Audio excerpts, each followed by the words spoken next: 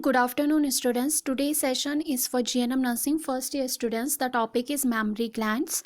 In today's session, we will discuss about what is the anatomy and the physiology of mammary glands. That is the structure and functions of mammary glands. So, breasts, these are paired structures, means these are two in number. These are located on the anterior thoracic wall. These are located on the chest wall. They are present in both males and females, but in females they are more prominent after the puberty. This is because of the hormones estrogen and the progesterone. So after puberty, the females breasts get more prominent under the influence of hormones estrogen and progesterone. These breasts are rarely symmetrical. In females, these breasts are rarely symmetrical in terms of shape and the size. So, a breast can be usually slightly larger, smaller, higher or lower, or of different shape to the other side. It means both the breasts will not look similar in terms of shape and the size and position also. Now, in females, the breasts contain the mammary glands. These glands are exocrine glands. It means there are ducts available. So, these mammary glands are involved in the lactation. Lactation means there is the milk production and the ejection of milk from the breast to the outside. So, breast contain the mammary glands, and these mammary glands are responsible for the lactation. Now the surface anatomy of the breast. So basically, as I told you, these breasts are located on the anterior chest wall, not posterior, on the anterior side of the chest wall. Also, if you see, these are present from sternum to the mid axillary line and from second and sixth intercostal cartilages. Intercostal cartilages, these are the cartilages which will attach sternum to the ribs. So these are also these breasts are also present in between from 2 and 6 intercostal cartilages. Now there are two muscles which are very important, which are related to the breasts. These are pectoralis major muscles and the serratus anterior muscles.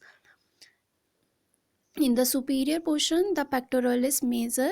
Beneath the pectoralis major, there is pectoralis minor, and then in the inner and the lower side, there are serratus anterior muscles. Now, when we see the breast on the outside, there are two regions. Okay, these are circular body and the axillary trail.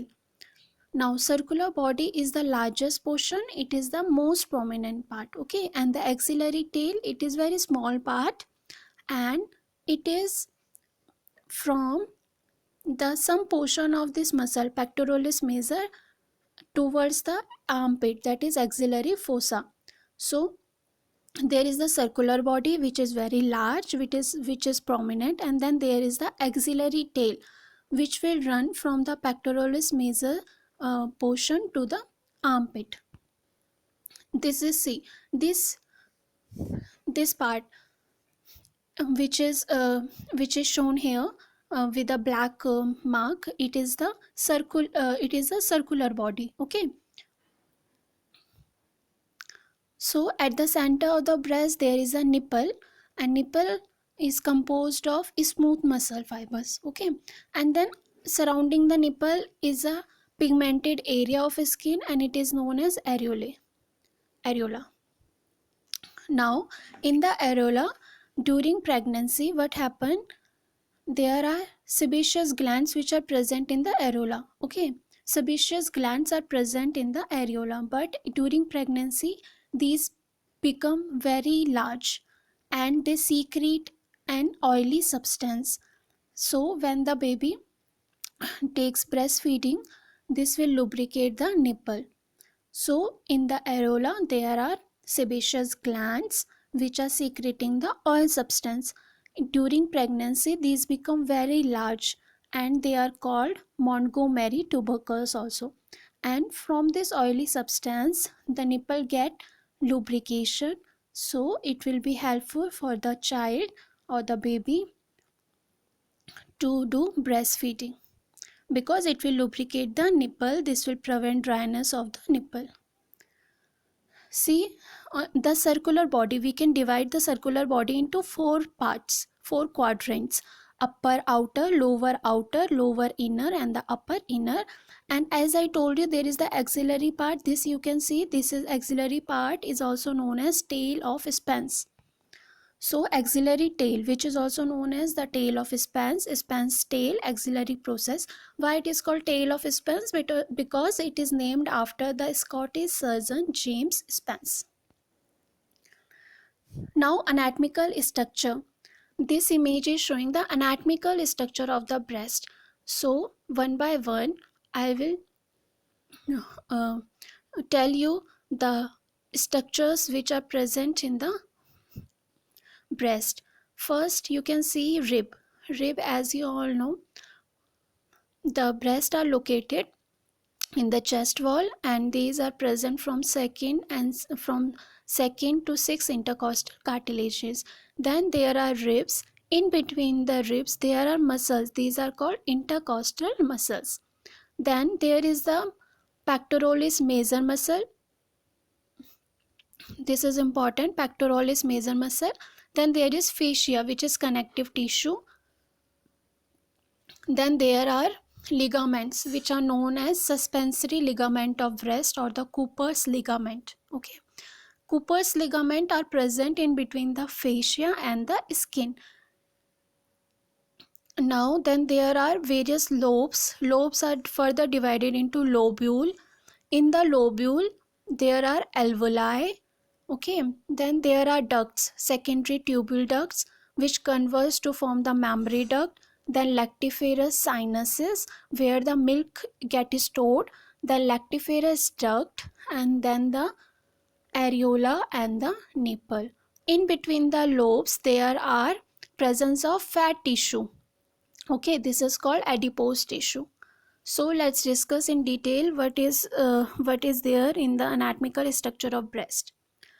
So I told you, within each breast there is a mammary gland, and the most important thing is mammary gland. It is a modified sweat gland or sudoriferous gland. And what is its function? It produces milk. Okay, then a mammary gland have 15 to 20 lobes. Okay, a mammary gland has 15 to 20 lobes, and then these lobes are separated by each other by the adipose tissue. So there are 15 to 20 lobes, and in between the lobes there is fat. Then each lobe is further divided into lobules. Okay, and in the lobules there are grape-like clusters of milk secreting glands. So milk secretion occur from the alveoli. Okay, then what happens? Surrounding the alveoli, around the alveoli there are cells which are known as myoepithelial cells. These myoepithelial cells get contracted, and then milk will progress towards the nipple. Okay, now when the milk is being produced, it will pass from the alveoli into the secondary tubules, then into the mammary ducts. Then mammary ducts get expanded. It means they will get enlarged. They will form the cavities known as lactiferous sinuses, and here the milk will be stored. And from the lactiferous sinuses, these can be drained into the duct. Now these ducts converge, means they will meet at the nipple and then carry the milk from lobe to the exterior. So this is the most important thing, how the what are the parts which are involved in the milk production and in the part of the milk um, ejection. Okay, so we discussed that there are 15 to 20 lobes. In between the lobes there is the fat. Then lobes are further divided into lobules. In the lobules we have alveoli. Alveoli have the myoepithelial cells. These cells contract, and then milk will propel towards the nipple. Then from the alveoli it will go into the secondary tubule, then mammary duct, then lactiferous sinuses, then lactiferous duct, and from the duct to the nipple and the outside. Now, I told you there are ligaments, means connective tissue. These are the Cooper's ligament, and they are between the skin and the fascia. What is their function? Their function is to support the breast. For example, a female who do regularly jogging, or the female is involved in doing the aerobic exercises, so these ligaments become loose. Okay, also as the person ages, also these ligaments become loose. So it is essential to wear a supportive bra for that prevention. Then vasculature. In the vasculature, we will learn about the arterial supply and the venous supply of the breast. The medial aspect of breast is supplied by the internal thoracic artery, and the lateral aspects of breast is supplied by the lateral thoracic and the thoracoacromial branches, which originate from the axillary artery. Then lateral mammary branches originate from the posterior intercostal arteries, and then mammary branches which originate from the anterior intercostal arteries. So the medial aspect of breast is supplied by the another artery, and then the lateral aspects, there are three major branches which supply the breast. This diagram is showing the arterial supply of the breast. There is internal thoracic artery, lateral thoracic artery, thoracoacromial artery, lateral mammary artery, and lateral mammary branches of the posterior intercostal artery and the anterior intercostal arteries. Now the veins are also correspond with the arteries, and finally they drain into the two veins, axillary veins and the internal thoracic veins. Then the lymph drainage of the breast. There are three groups of lymph nodes which receive the lymph from the breast tissue. 75% is by the axillary nodes, then para-external nodes 20%, and then posterior intercostal nodes 5%. Now the axillary nodes include 5 lymph nodes: central, posterior, pectoral, apical, and the lateral. Now the skin also receive the lymphatic drainage. Skin drains into the axillary, inferior, deep cervical, and infraclavicular nodes, and nipple and areola drain into the subareolar lymphatic plexus. Then the nerve supply. It is supplied by the intercostal nerves, okay, thoracic nerves, and anterior and lateral cutaneous branch of the 4th to 6th intercostal nerves.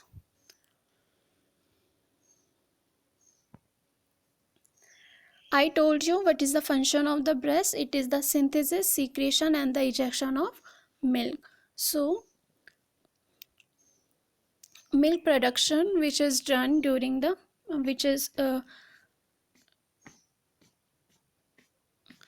which is stimulated largely by the hormone prolactin from the anterior pituitary, with contribution from estrogen and progesterone.